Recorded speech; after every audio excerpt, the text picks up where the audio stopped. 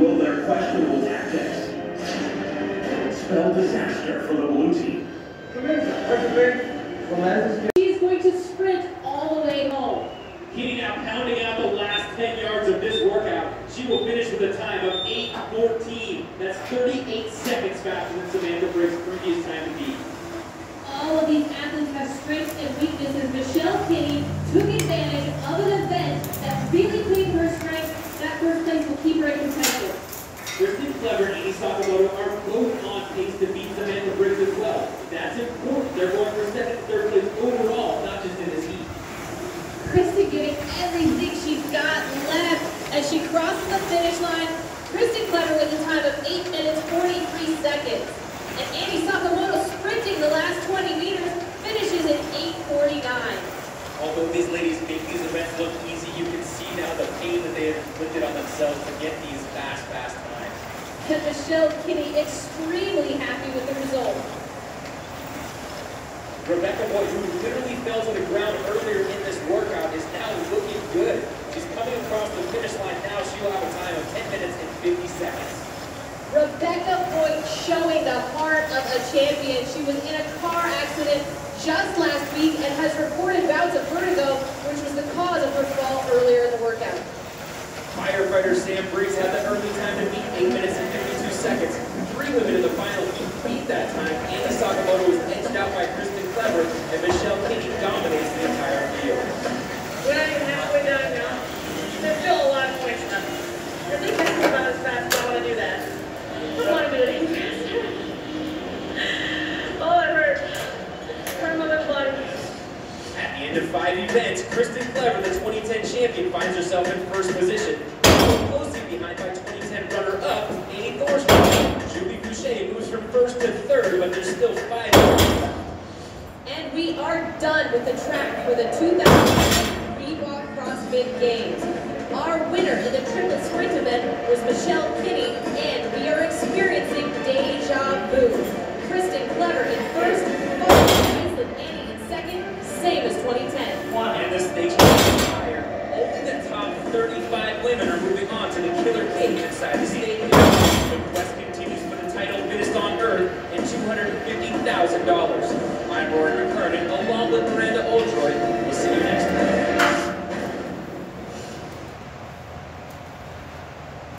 The CrossFit Games are the world's premier test to find the fittest on earth. To win the games, you need to be ready for anything. You need strength and endurance, power and agility. 5 months ago, the entire world was invited to prove their fitness in the Worldwide Open. 26,000 showed up from 59 countries. 1,500 qualified for the 17 semi-final regionals. Now, the 49 men and 47 women competing in the 2011 Reebok CrossFit Games have 3 days and 10 unknown events to claim the title fittest on earth and $250,000. Welcome to the 2011 Reebok CrossFit Games. It's the morning of day 2. We're at the track for the triplet sprint event plus the skills test. The event needs focus, agile, balance, and athletic. Today is all about variety.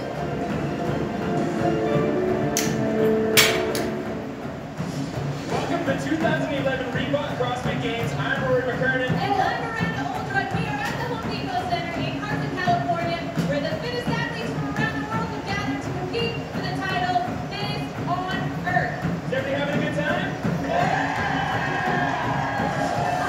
Later in the show, you're going to see the triplet sprint event, a destructive mix of body weight, barbells, and running. But right now, we're testing 6 isolated skills. The CrossFit Games are a test of fitness. Fitness means being ready for anything. This year, the Games have thrown 6 isolated skills at the athletes. None of the athletes knew these tasks would be tested until the day before the game. The unknown aspect of these drills makes them a better test of fitness. It's totally different training for an unknown event than it is tailoring your training to a specific event. The fittest athlete should finish near the top no matter what the task is. First skills you're going to see are the snatch and the juggle. Look now at how this event breaks down. The athletes will have 2 minutes to achieve the heaviest single snatch possible. The snatch requires that the barbell travel from the ground to overhead single uninterrupted motion. With no transition time, the athletes then have exactly 60 seconds to carry 155-pound weighted jugs as far as they can.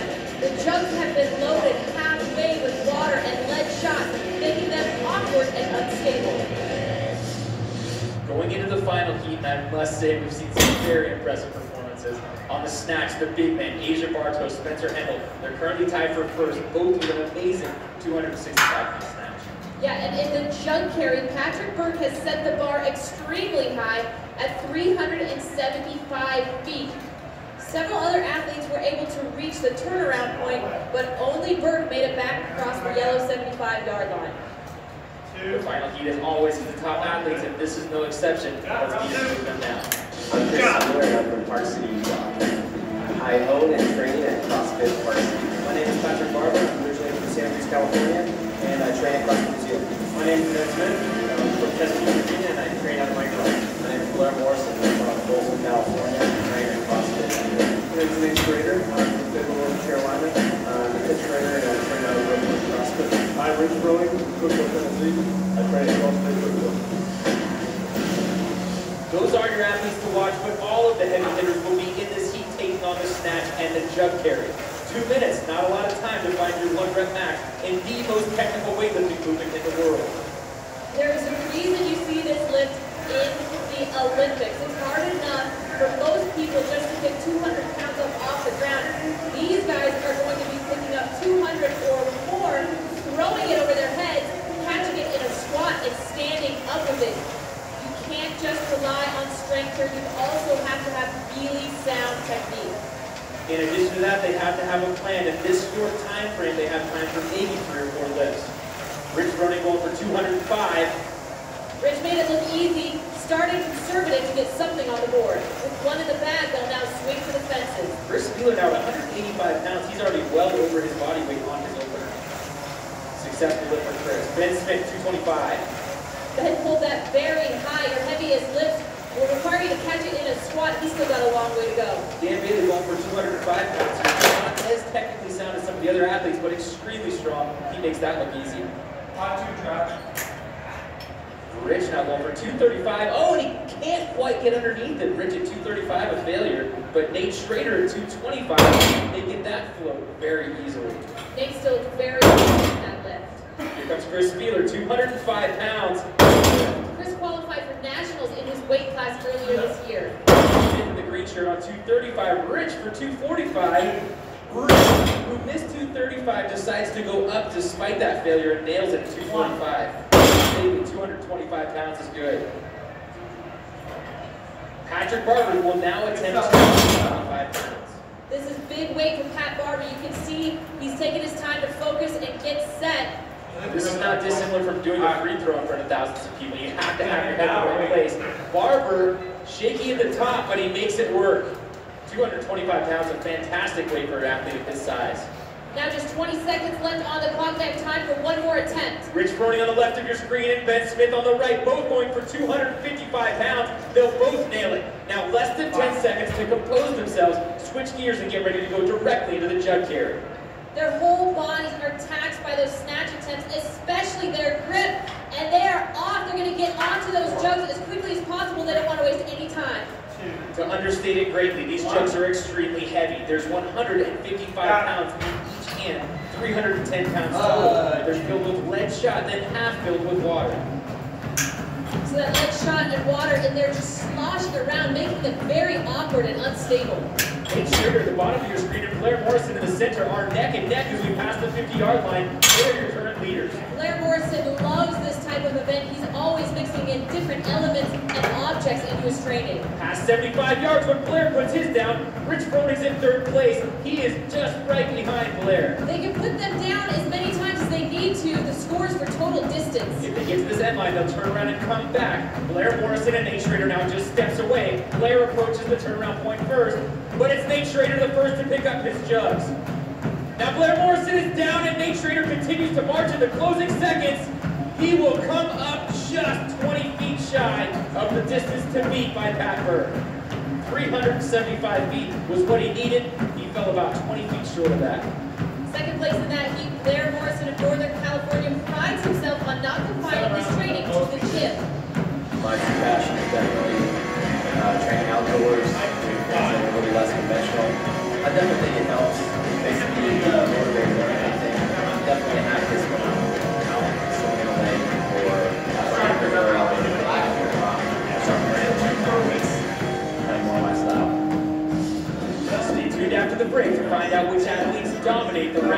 unexpected skills. The test of fitness is the test of the human machine. How capable are you? Not just in something, but in anything. How much work can you get done and how quickly, even if you've never done that exact task before. True fitness is being ready for anything. The CrossFit Games are different every time. Competitors train all year without knowing what the events are going to be. They have to be prepared for any eventuality. Each year, the events are announced one at a time. Just days, hours, or even minutes before the event begins. These men and women truly are the fittest on earth. Welcome back to the 2011 Reebok CrossFit Games. The next four skills are the L-sit hold for time, the softball throw for distance, the weighted pull-up for load, and the handstand walk for distance. The L-sit hold is a brutal test of core stamina. Trying to outlast the others becomes an assessment of just how much pain you can tolerate. Top time of the day goes to 2008 champ Jason Philippa, who held for an impressive 51 seconds. The softball throw takes you back to the playground days. About half the men ended up throwing between 185 and 205 feet. Not too shabby until you compare it to Spencer Hendel's wallop of 258 feet and 9 inches, more than 20 feet further than anyone else. The weighted pull-up had an added twist of requiring the chest to touch the bar. This is substantially more difficult than just chin over the bar. 17 men were able to achieve triple digits, but Lucas Parker came out on top with 130 pounds. In the handstand walk, the task is simple. Walk on your hands as far as you can down the field. Rich Brody came out on top of the only man to reach the yellow 50-yard line. His official distance was 149 feet, 11 inches, more than 25 feet further than anyone else. Rich had been training hard for this. He was married 6 weeks ago and postponed his own honeymoon to prepare for the games.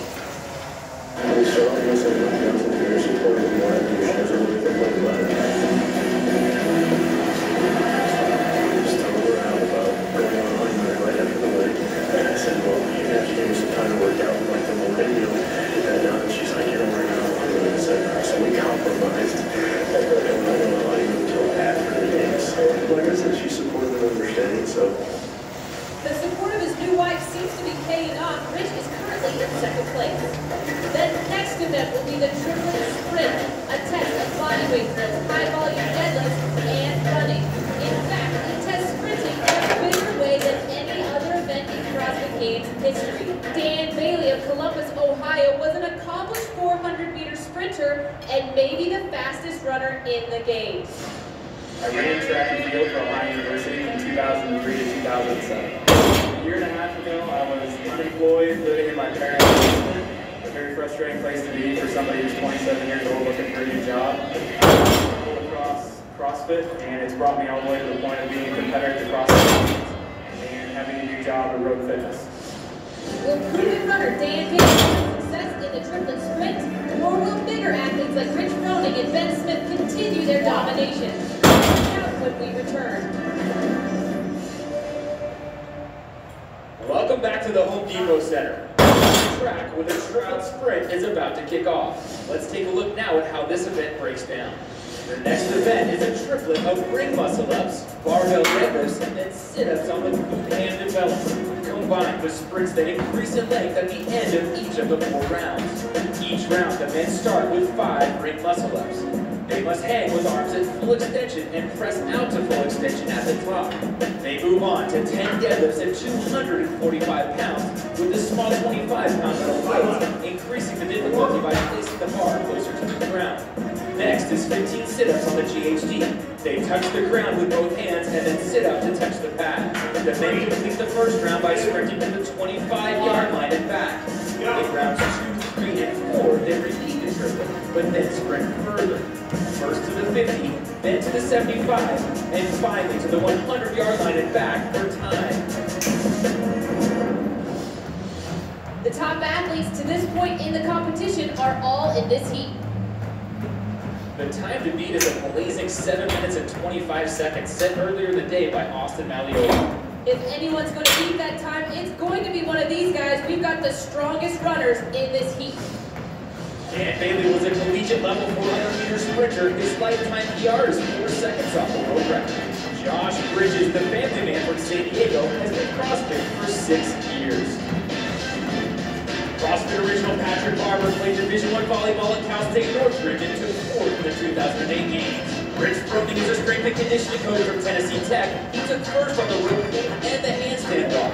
21-year-old Ben Schmitt is a mechanical engineering student at Old Dominion University. He's been CrossFitting since he was 16. 7:27 is that time to beat set by Austin Malleolo. We'll see if he can stand up to the final heat, which starts right now. The first movement, 5 muscle-ups on the rings. This is a high-skill gymnastics movement and takes a lot of body control and strength. This is a 4-round workout, each separated by a run. The graphic at the bottom of your screen shows the progress of each athlete through each round. Josh Bridges and Pat Barber are the first 2 athletes to move to the deadlifts. The smaller metal plates used on the bar for this event make the pull longer than these guys are used to. This is really going to tax all the powerful muscles in the legs and the lower back, making it really difficult to run. Barber, Bridges off the deadlifts at the exact same time, the men on now to the Ghd Sit-Ups. Now these Ghd Sit-Ups are going to tax the front of the leg, the abdominals, all those muscles used to stabilize in that sprint. So they're being hit from all sides. When they get off of the machine, they'll sprint 25 yards and back. With each progressive round, the run gets longer. Bridges passes up Barber. One more repetition and he will be the first off the machine and onto the 25-yard run. Josh Bridges off really quickly, and those transition times are critical. Dan Bailey now 5th off the machine and onto the run as well. Dan Bailey has a track background. He's set quite the pace here for this first run. Upon the return back, they're going to repeat the triplet. This time the run will get longer. Josh Bridges now back to the 5 muscle-ups. And that aggressive pace paid off for Dan Bailey. Coming out of lane 1, he moved from 5th to 2nd. Bailey and Bridges hands on the rings at the same exact time. Now they're going rep for rep on these muscle-ups. The fastest men in this event will not let go and not stop during any of the movements. Josh Bridges the first to finish his 5 muscle-ups. He's on the deadlifts and remains the leader. Dan Bailey just behind him, Rich Froning in 3rd. The range of motion requirements for this movement are the plates need to touch the ground at the bottom and the shoulder behind the bar at the top. Patrick Barber now moving fast on the deadlifts. Ben Smith in the front of your screen, Rich Froning next to him. Josh Bridges again the first to the Ghd Sit-Up. Dan Bailey has now moved from 2nd to 4th. Josh Bridges was first in event 1, but a 16th place finish in the rope clean event moved him into 8th place. He's looking to make a comeback. Bridge effectively using the muscles of his legs. You can see his kneecap drives down and he just catapults up to the bottom. Also, Josh Bridges has a long range of motion for a shorter athlete. As Dan Bailey gets towards the end of his sit-up, Josh Bridges will be the first back to the run. Yet again, he is going 50 yards down and 50 yards back before he hits the triplet again. Rich Froning right on his tail trying to track him down. Both of these guys are going to want to pick it up because Dan Bailey is looking to make up ground on these runs. Bailey left 4 spots behind Bridges on the first run and made up that ground to start the muscle-ups at the exact same time. Again, he's on that pace, passing Spieler and Torres, now on the heels of Rich Froning. Bridges is back again in 1st place for the triplet. And Josh Bridges is on pace to beat the fastest time of the day, set by Austin Malleolo by 4 seconds. Dan Bailey again with the aggressive pace moves into 3rd place after the run. We're going to start to see how these movements compound on top of each other. That grip and that pull and that deadlift sure to start to affect the muscle-up. Josh Bridges again, 5 muscle-ups in a row. He cannot be stopped, but Rich Froning only 1.5 reps behind him. These guys are battling for that first position. Bailey now on his deadlifts as well. Smaller athletes, Bridges and Bailey have an advantage on the rings and on the Ghd, but moving that heavy weight can be punishing over the course of 4 rounds. Bridges, however, not showing signs of stopping. He moves on to his Ghd Sit-Up, still just 2 reps ahead of Rich Froning. This round is going to come down to the run before the final triplet and the final run of 100 yards down, 100 yards back. Those runs getting longer each time has got to be mentally exhausting for these guys. Skeeler now on these GHD sit-ups as well. Bridges nearly is Froning in second, Bailey in third. All of them still moving aggressively, less than 4.5 minutes into this workout. After they're finished with the sit-ups, they have a 75-yard run, one more round of triplets, then a 100-yard run down, and 100 back. Josh Bridges again, the leader off of the GHD. Rich Froning right on. When we come back, we will see if Rich Froning can close the gap in the final round. Welcome back to the triple sprint event. Rich Froning is trying to track down your current leader, Josh Bridges, as they enter the final round. Bridges is from San Diego, California. Let's meet him now. I think I'm saying a little bit, and I definitely say I have advantage in most aspects of CrossFit. I feel like my movements are shorter, so it's ability to work around. That's amazing. You know, I've been CrossFit since I was 5. I love it. This is my first time. You know, I expect to win it, and I just want to have a good time.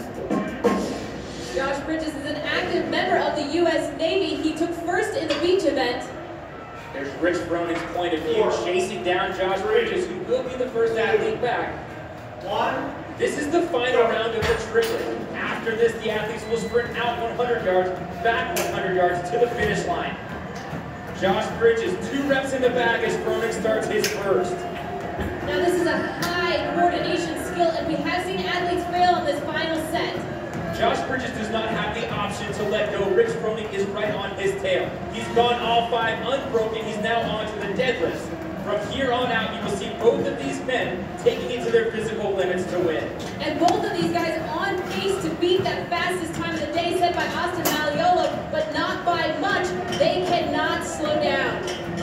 As exhaustion sets in, these guys have to be strong in the mind. Both of them are. They're charging forward. And Bridges will be the first to the GHD, but only by 2 reps over Froning. Froning now onto the GHD with a look over towards Bridges. He wants to catch him so badly he can taste it.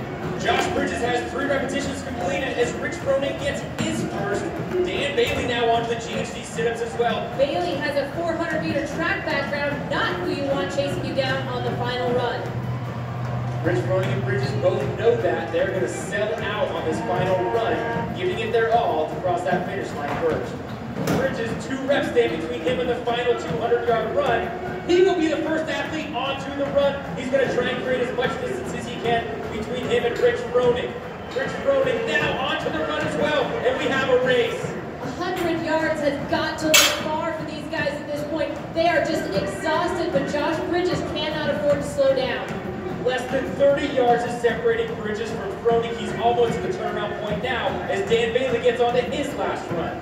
Both Josh Bridges and Rich Froning on pace to beat the fastest time of the day set by Austin Malleolo, 7 minutes and 25 seconds. Josh looking over the shoulder to see where Froning is, and he is charging under 25 yards to go. Rich crosses half field. And Josh Bridges marks the W with the fastest time of the day. His fan club from CrossFit and Vic is absolutely loving it. And Rich Froning will cross the finish line 7:23, good enough for second place overall in this event. Dan Bailey crosses the finish line in 7 minutes and 28 seconds, 3rd place in this heat, 4th on the day. And 2 of the fastest times on the day in this heat. What an amazing race. Briscoe will come across the finish line in 4th. Josh Bridges once again celebrating with his family. Good job. Josh Bridges and Rich Froning take 1st and 2nd overall. The rest of the field in a very tight race. 4 men separated by only 5 seconds, as well as ties for 4th, 6th, and 9th places. Let's head down to the field. Ben Hollingshouse is with the winner of this event, Josh Bridges. Tell me what your thoughts were during the workout. Just keep going, man. I was fired up for the workout. It was a good workout for me, so I was pumped.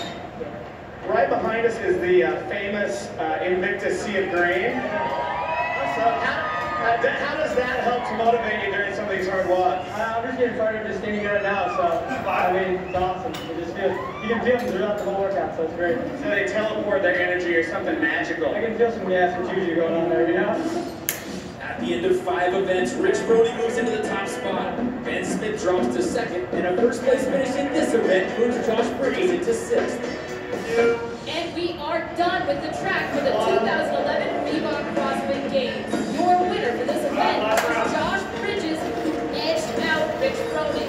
Incredibly, Rich and Josh have each won 2 of the 5 events thus far. The stakes just got higher.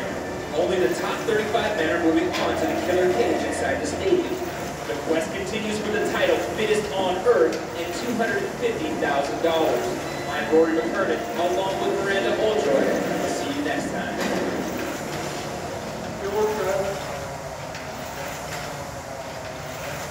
The CrossFit Games are the world's premier test to find the fittest on earth. To win the games, you need to be ready for anything. You need strength and endurance, power and agility. 5 months ago, the entire world was invited to prove their fitness in the World Wide Open. 26,000 showed up from 59 countries. 1,500 qualified for the 17 semi-final regionals. Now, the 49 men and 47 women competing in the 2011 Reebok CrossFit Games have 3 days and 10 unknown events to claim the title fittest on earth and $250,000. Welcome to the 2011 Reebok CrossFit Games. It is the evening of Day 2, Women's Event 6. We are back in the stadium for the Killer Cage. This 8-lane, 50-foot monkey bar rig was designed by Road Fitness in secret and unveiled today for the first time ever. Add in heavy front squats and another first up bike sprint. This is the Killer Cage. Welcome to the 2011 Reebok CrossFit Games. We are at the Home Depot Center in Carson, California, where the fittest athletes from around the world have gathered to compete for the title, fittest on earth.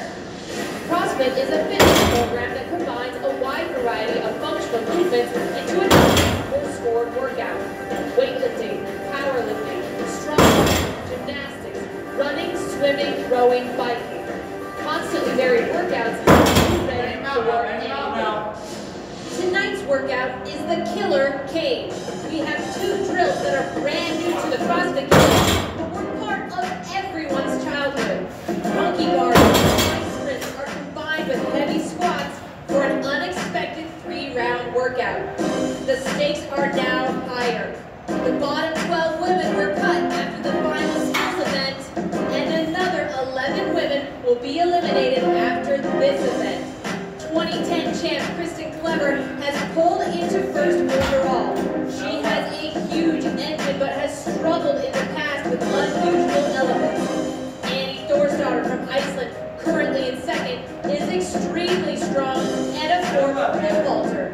She is known for adapting well to new challenges. Angie Pye was a national level rugby player and is extremely athletic. This could be her event.